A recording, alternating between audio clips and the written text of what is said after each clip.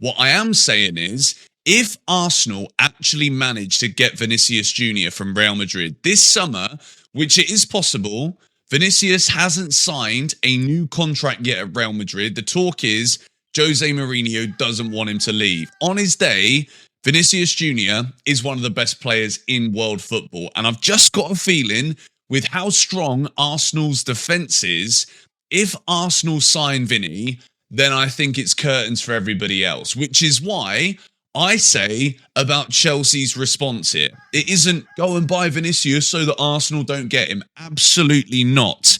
What this would be from Arsenal is a clear sign of intent that winning the Premier League means they want to go and do it again. You don't go and win the Premier League, get to a Champions League final, then buy Vinícius Júnior if your ambition isn't to dominate English football. This would be a massive signing for Arsenal. People say, yeah, but Vinny's attitude isn't very good. Well, look at how well drilled this Arsenal team is under Mikel Arteta. Yes, they're not perfect.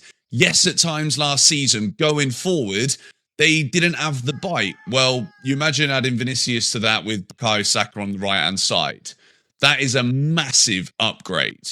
And I think if Vinícius Júnior were to sign for Arsenal, it would make them clear favourites once again for the Premier League. I think they already are, to be quite honest with you, because Man City losing Pep Guardiola, yes, they've bought in Elliot Anderson, but is that going to be enough?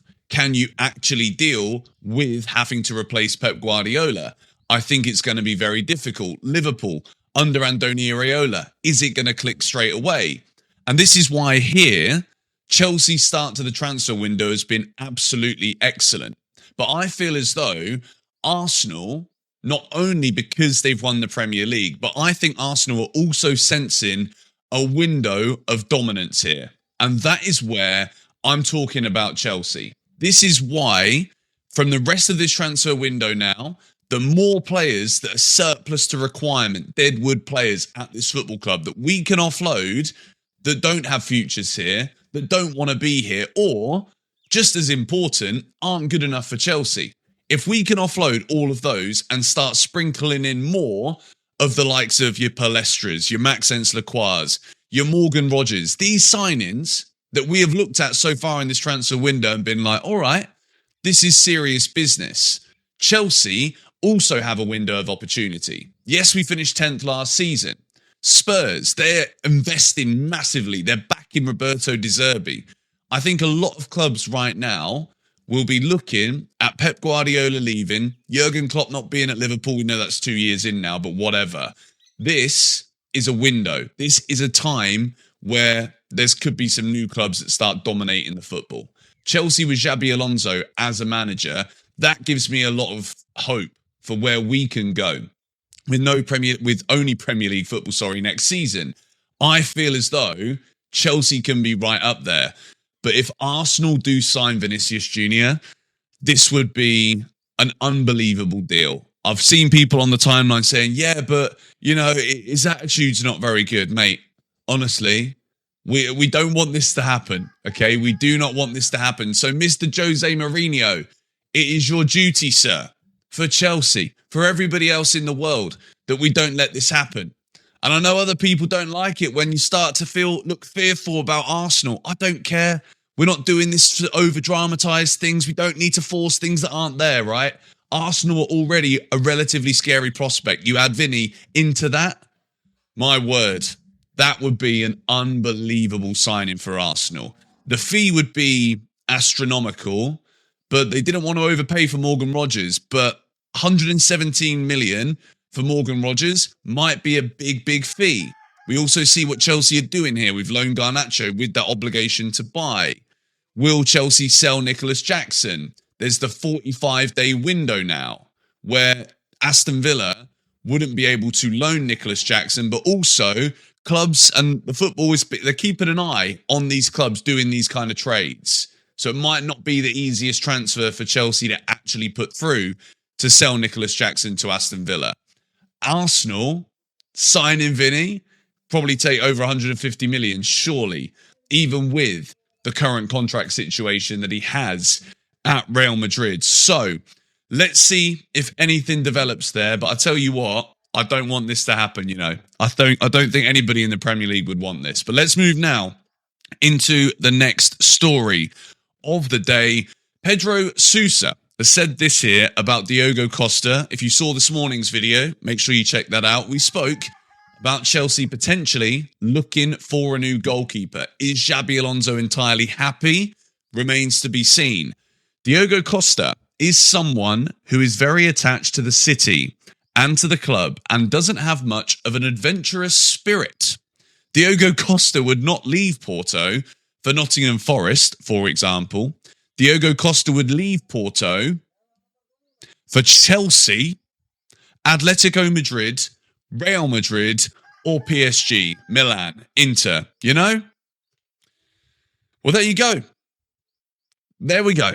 If Chelsea want to sign Diogo Costa this summer, he would move to Chelsea. Chelsea specifically mentioned there from Pedro Sousa as one of the clubs that Diogo Costa would choose to go to.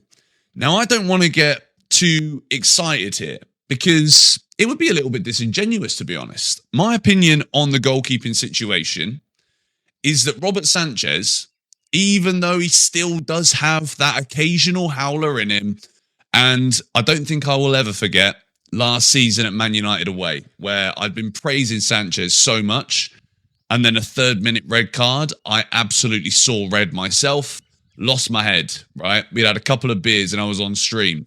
I do regret that moment slightly, but the point is, with Mike Penders coming, and he's going to be here this season, Chelsea signing Diogo Costa is basically like flushing him away. Because Mike Penders, right now, is still very young, yes, doesn't have any Premier League experience, also correct. But he knows psychologically that Robert Sanchez is only ever a couple of weeks of having a capitulation away from getting his shot at Chelsea. If Xabi Alonso doesn't want Mike Penders to be the starter, then fair enough. Like I've said countless times, Xabi Alonso as the manager, he's done enough already for me to believe that we should allow him to make the decisions and move forward with it. And if he wants a new goalkeeper, then if Chelsea can back him with that, with someone like Diogo Costa, then we absolutely need to endorse it. We need to try and give this man what he wants. That leads back to what we said at the start of this video. There's a window of opportunity here. And when you give someone like Xabi Alonso control of this football club, you look at Aston Villa.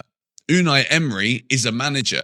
He's been there for a few years. And look at how consistently good they've been. I feel sorry for Villa because financially, they got their hands tied a little bit. So they have to do what they have to do. And that isn't necessarily selling Yuri Tielemans, selling Morgan Rogers after just getting back in the Champions League. That's not what Villa want to do. It's what they have to do. So for Chelsea, if Xabi Alonso wants a new keeper and Diogo Costa would be open for it, I can't think of too many more names that I would get excited for. I think Diogo Costa would be a brilliant signing, but again, you would then probably lose Mike Penders. I don't know if we'd lose him now, but in terms of the way that he would start seeing his career trajectory, I think now Penders will come to Chelsea and be like, right, I can push Robert Sanchez. I reckon I can get that shirt. You then go and spend 60 odd million, 50, 60 million on another new goalkeeper because Xabi Alonso didn't think you were ready. That's when you start to lose Mike Penders.